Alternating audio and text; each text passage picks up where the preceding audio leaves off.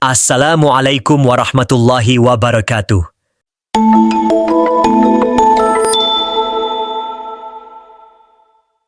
Saudara seiman, ketika kita membahas ayat kursi, terdapat sebuah pemahaman yang telah lama tertanam dalam benak kaum muslimin, yaitu bahwa ayat kursi adalah bacaan yang paling efektif untuk mengusir setan dan jin. Keyakinan ini muncul bukan tanpa dasar. Jika kita menelusuri berbagai literatur keislaman, kita akan menemukan bahwa ayat kursi memiliki keistimewaan yang luar biasa dibandingkan dengan ayat-ayat Al-Quran lainnya. Sebagai contoh, dalam sebuah hadis yang diriwayatkan oleh Ubay bin Ka'ab, disebutkan bahwa ayat kursi adalah ayat yang paling mulia dalam Al-Quran. Bacaan ini mengandung makna tentang keesaan dan kekuasaan Allah yang hakiki. Selain itu, dalam riwayat yang lain, Sayyidina Ali bin Abi Thalib radhiyallahu anhu menegaskan bahwa ia selalu menemukan orang-orang yang memahami Islam dengan baik, sering membaca ayat kursi dan ayat-ayat akhir dari surah Al-Baqarah sebelum tidur. Sebelum kita membahas lebih dalam mengenai ayat kursi dan manfaatnya, ada baiknya kita menyimak terjemahan ayat kursi ini terlebih dahulu. Allah, tidak ada Tuhan selain Dia, yang maha hidup lagi terus-menerus mengurus makhluknya. Dia tidak dilanda oleh kantuk dan tidak pula oleh tidur. Miliknyalah apa yang ada di langit dan apa yang ada di bumi. Tidak ada yang dapat memberi syafaat di sisinya tanpa izinnya.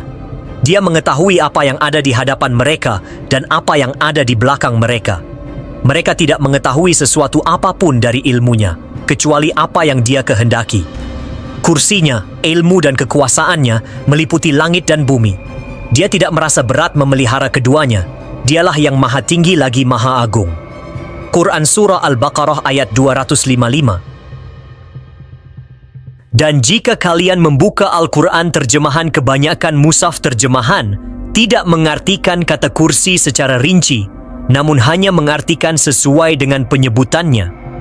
Meski demikian, para ulama tafsir seperti Syekh Wahbah Zuhaili memberi penjelasan tersendiri untuk kata kursi yang terdapat pada ayat 255 surah Al-Baqarah. Dalam kitab tafsir Al-Munirnya dituliskan bahwa ayat kursi bisa disebut dengan ayat kursi karena ada kata kursi di dalamnya, yang mana kata kursi dalam bahasa Arab bermakna ilmu yang luas. Di samping itu, terdapat beragam pendapat di kalangan ulama mengenai istilah kursi. Sebagian ulama berpendapat bahwa kata Al-Kursi dalam ayat 255 surah Al-Baqarah menggambarkan keagungan Allah Subhanahu wa Ta'ala. Di sisi lain, Imam Hasan Al-Basri berargumen bahwa yang dimaksud dengan Al-Kursi adalah Arsh. Namun, Imam Ibnu Katsir menolak pendapat Imam Hasan Al-Basri dengan menyatakan bahwa Al-Kursi tidak dapat disamakan dengan Arsh, karena Arsy memiliki ukuran yang lebih besar daripada Al-Kursi, sebagaimana yang dijelaskan dalam beberapa hadis. Walaupun terdapat beragam penafsiran di kalangan ulama tentang makna Al-Kursi, keistimewaan dari ayat 255 surah Al-Baqarah dapat dilihat melalui asbabun nuzul atau latar belakang penurunannya. Menurut literatur yang kami temukan, ketika ayat kursi akan diturunkan oleh Allah Subhanahu wa Ta'ala kepada Rasulullah Shallallahu Alaihi Wasallam, ayat ini dibawa oleh malaikat Jibril bersama dengan 70.000 malaikat. Saking istimewanya, saat ayat ini diwahyukan kepada Rasulullah, langit dan bumi serta seluruh alam semesta menyambutnya dengan penuh rasa hormat. Diriwayatkan bahwa ketika ayat kursi diturunkan, bumi mengalami getaran hebat, disertai dengan gempa yang mengguncang seluruh dunia dan suara gemuruh yang mengerikan. Bahkan, mahkota para raja di berbagai penjuru dunia terlepas dari kepala mereka dan jatuh ke tanah. Fenomena ini menciptakan kegaduhan yang luar biasa, hingga membuat setan pun merasakan kekuatan dari ayat kursi dan mengalami ketakutan yang mendalam. Dalam momen tersebut, kerajaan iblis yang merasa terancam memerintahkan pasukannya untuk mencari tahu sumber kekuatan yang menakutkan itu. Namun, saat ayat kursi disampaikan oleh malaikat Jibril kepada Rasulullah, ketakutan bala tentara setan semakin meningkat. Dengan turunnya ayat kursi, sangatlah wajar jika siapapun yang membacanya mendapatkan manfaat berupa perlindungan yang kokoh dari Allah, yang sekaligus menghalangi setan untuk menggoda dan menjerumuskan manusia ke jalan yang sesat.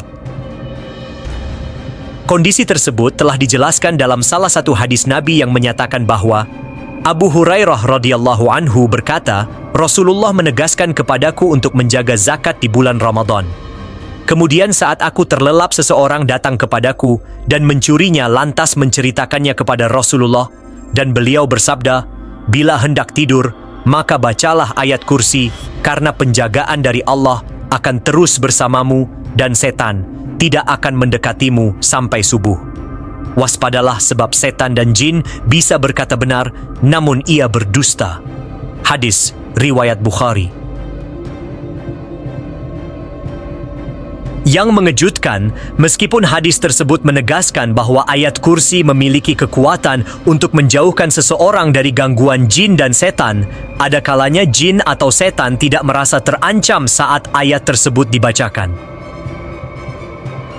Dalam konteks di mana jin tidak menunjukkan ketakutan ketika ayat kursi dibacakan, banyak dari kita mungkin sudah familiar dengan praktik ruqyah yang menggunakan ayat kursi sebagai bagian dari proses penyembuhan. Namun, dalam beberapa situasi, jin yang ada dalam diri seseorang kadang-kadang tidak terpengaruh, meskipun ayat kursi dan ayat-ayat Al-Quran lainnya dibacakan. Hal ini tidak dapat dipungkiri, karena sifat dasar jin yang cenderung licik dan pandai mengelabui manusia.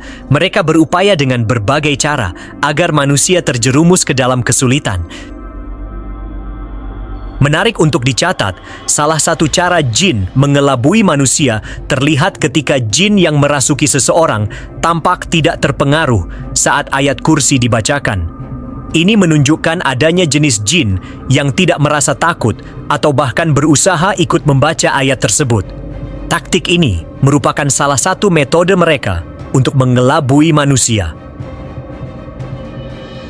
Dengan melakukan hal semacam itu, makhluk yang terlaknat ini menciptakan kesan bahwa ayat kursi dan ayat-ayat Al-Quran lainnya tidak mampu mengusir mereka dari tubuh seseorang.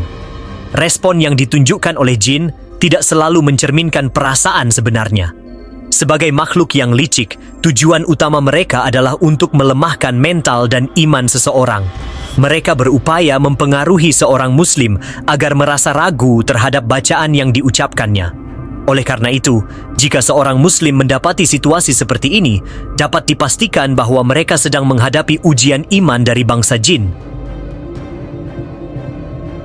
Selain itu, terdapat beberapa dalil yang menunjukkan bahwa Al-Quran tidak hanya dapat didengarkan oleh manusia, tetapi juga pernah didengar oleh bangsa jin.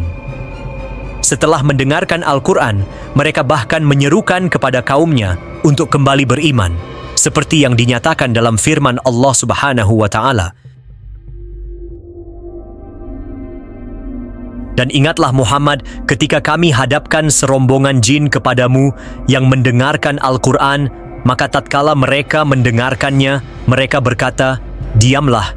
Dan ketika pembacaan selesai, mereka kembali kepada kaumnya, memberi peringatan. Mereka berkata, hai kaum kami, sesungguhnya kami telah mendengarkan Al-Quran yang telah diturunkan sesudah Musa yang membedakan kitab-kitab sebelumnya, lagi membimbing pada kebenaran dan kepada jalan yang lurus.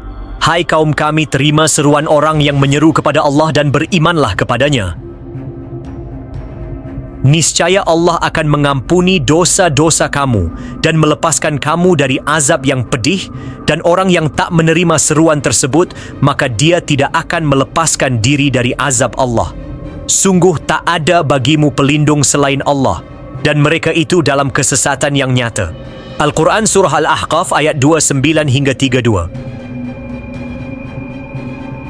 Perlu kalian ketahui bahwa meskipun ayat sebelumnya menyatakan bahwa jin pernah mendengarkan Al-Quran, hal tersebut tidak mengubah fakta bahwa bangsa jin tetap merasa takut terhadap bacaan Al-Quran.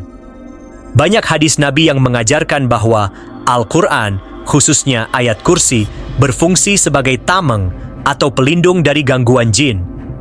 Pada dasarnya, jin yang tidak terpengaruh oleh bacaan ayat kursi hanya merupakan bagian dari tipu daya mereka.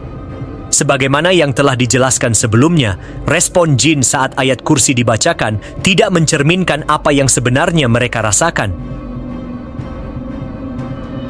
Saudara seiman, apa sebenarnya yang membuat jin tidak merasa takut dengan bacaan Al-Quran atau ayat kursi?